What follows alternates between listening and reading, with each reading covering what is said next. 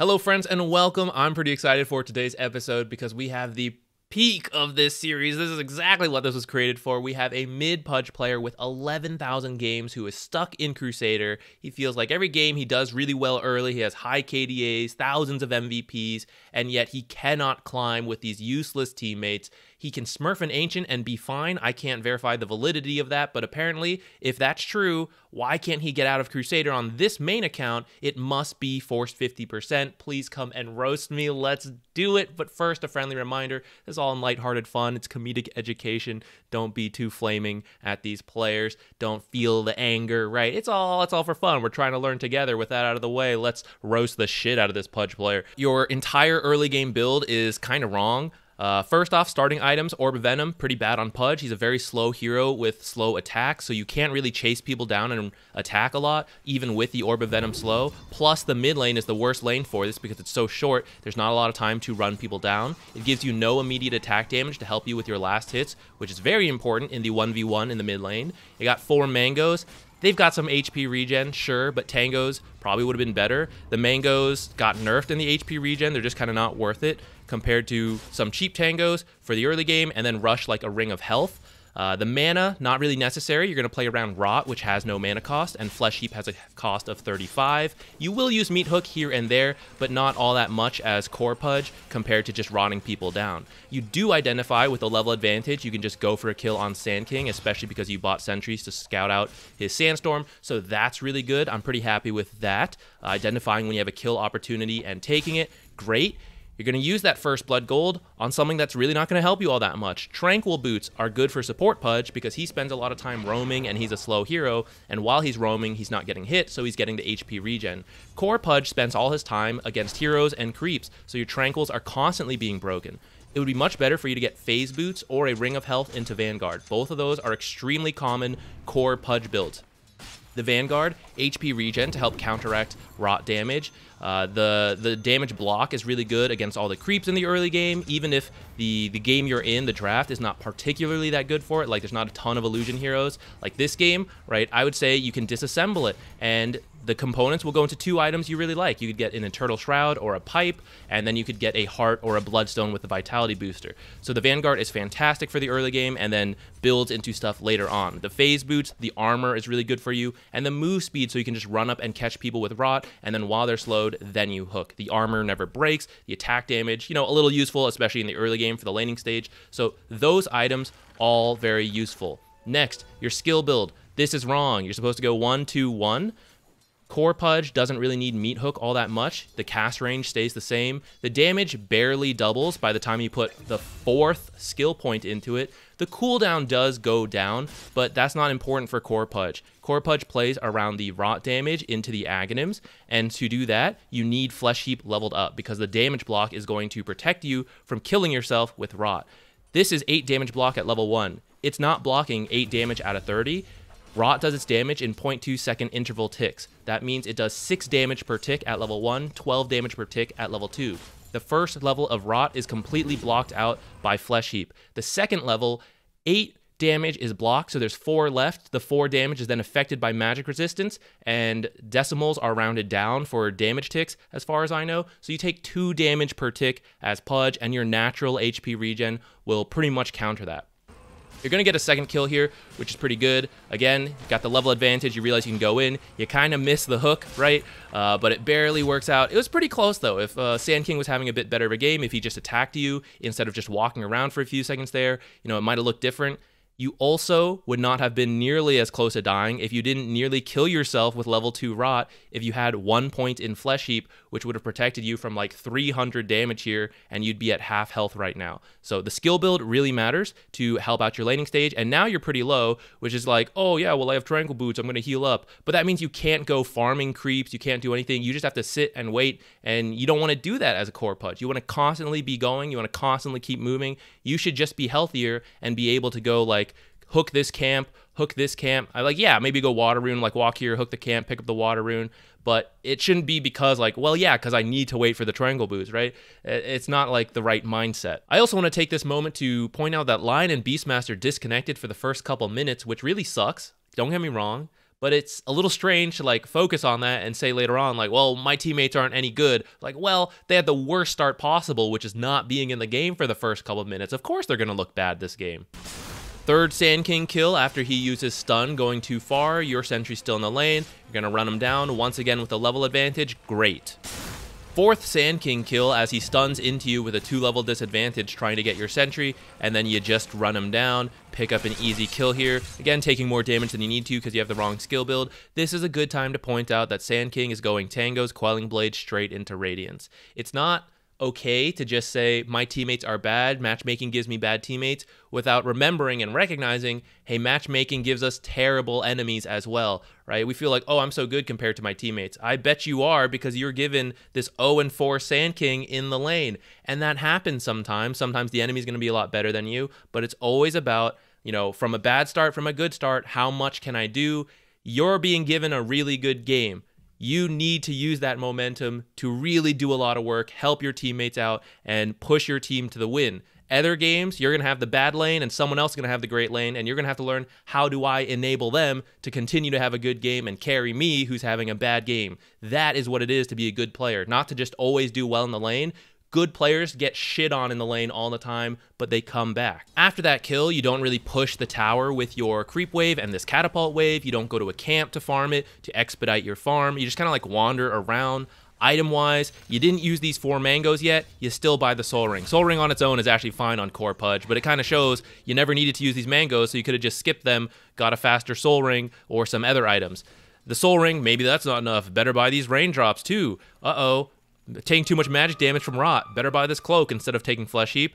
You got this Windlace. Kind of slow with these Tranquils because they keep breaking. Guess I buy this Windlace as well. We're buying a bunch of unnecessary items that slow down our own timings. Now you find an Arcane Rune and you decide to come down and gank, and I am pretty happy with this, right? This is what mid heroes should look to do. We could have done this, you know, a little bit faster maybe. They kind of had time to realize you were missing and ping it.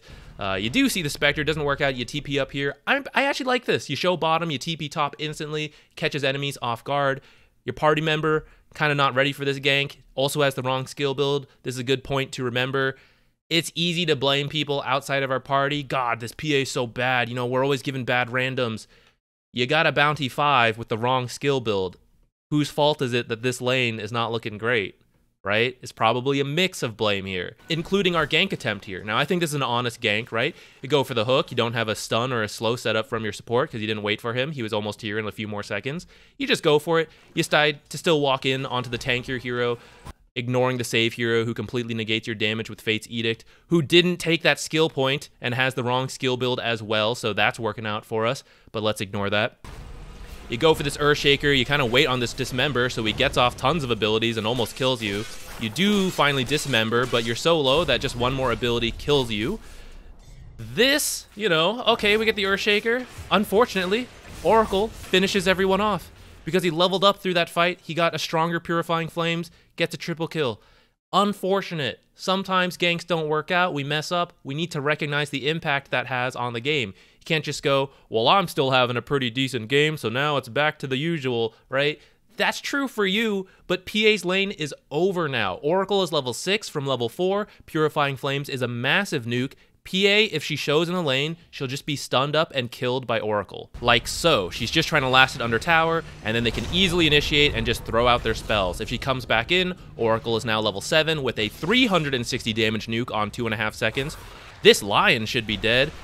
He is! Look at that! Because when you have a ton of extra levels on these burst heroes against these low HP heroes, there's not much you can do here. PA has to go jungle now with these items. Of course her item timings are going to look slow. Of course she's going to look like a bad carry when this is what happens. This is part of our party's problem though. Bounty is her support, and we came in with a gank that failed and gave the enemy a triple kill. It's not just the teammates, it's us. There's a pretty bad team fight here where Beastmaster roars way too soon before everyone gets here, and they all rotate in time, and, you know, that's on him. That's definitely his mistake. From here, we should probably chill a bit. We just lost some heroes. We know a lot of them are down here. Sure, they don't have some of their bigger spells, but neither does Beastmaster. How much damage do we do? We're getting pretty close to the Aghanims. Should probably just chill. You still go for a tower hook, and I feel like it's just because you can. Like, I'm under the tower, I'm going to hook someone. You're going to hook this really tanky Earthshaker, and I know Oracle's behind him who negates a lot of my damage. You do get it. Like, people are going to TP in to try to get this. Oracle uses ult, but doesn't use Fate's Edict to make this guy immune to magic damage and immune to your rot. I don't know why. Really, I don't think we should have gotten this kill. It does work out. Let's just move on from there.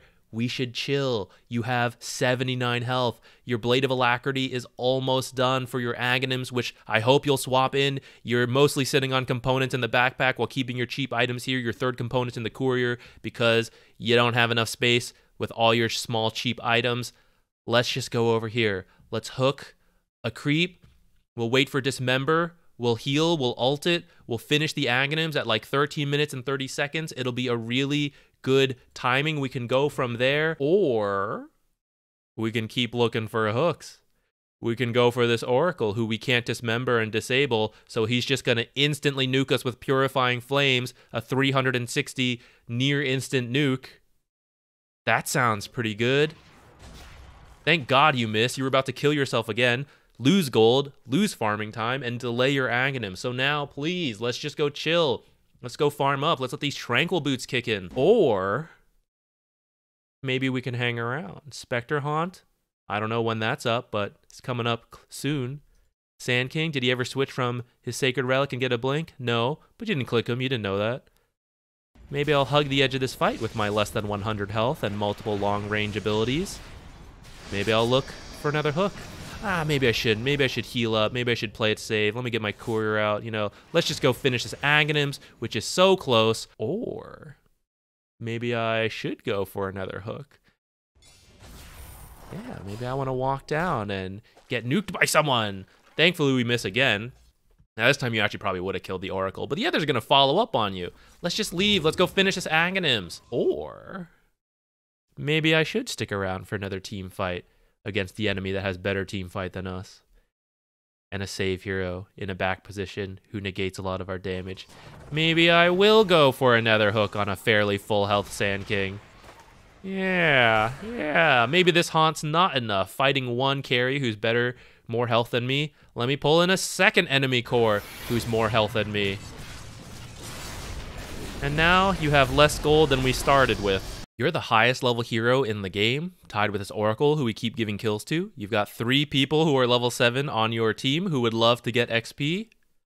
And I'm still okay with this, because the first one really should go towards getting everyone level 6, and the lowest level heroes can still get the XP runes after that, but if it goes to a tempo hero, I'm okay with that, so long as the goal is to give back to your team. And so Pudge here, Pudge should be saying something like, I know I'm level 11, but I'm going to take this anyways. I'm going to get level 12. That's going to give me level 2 ultimate, which is a better ult, lower cooldown. I'm also really close to finishing my Aghanims. I just need to hook like any creep, and I'll have it. It's going to give me tons of rot damage and regen reduction versus an Oracle. That's going to be great. Team fights, let's not do that anymore. Kind of learned our lesson, made some mistakes there. They're better at team fighting than us, but we can still recover. Let's go for pick-offs instead. We have Invis Bounty Hunter with the stun to set up the easy hooks into the track kill for the boys.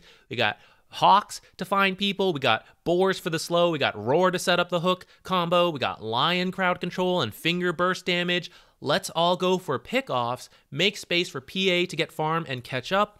Let's recover. Let's do it together off my very low cooldown ult. That is my game plan. That is how I'm going to convert my very strong start into impact and positive influence for my team to show that I am high MMR, and that's how we do it. We have a strong start, and we push our team to victory by using our advantage to win the game. Or maybe I don't want to do any of that. Maybe I like having 2,200 gold decorate my backpack. I don't really want 400 extra health and all the extra benefits of these items. Perhaps I like 1,000 gold sitting in the courier just for fun, letting it, maybe die and then delay my item timings even further because I don't have any inventory slots for it with all my cheap items.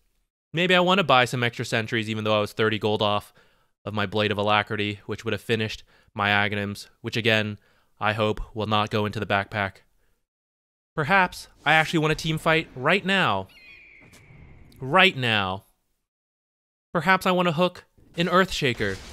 A very tanky Earthshaker with an Oracle behind him who negates my team's damage. Who has a really big, really instant, powerful, AoE team fight ultimate into 4 of us.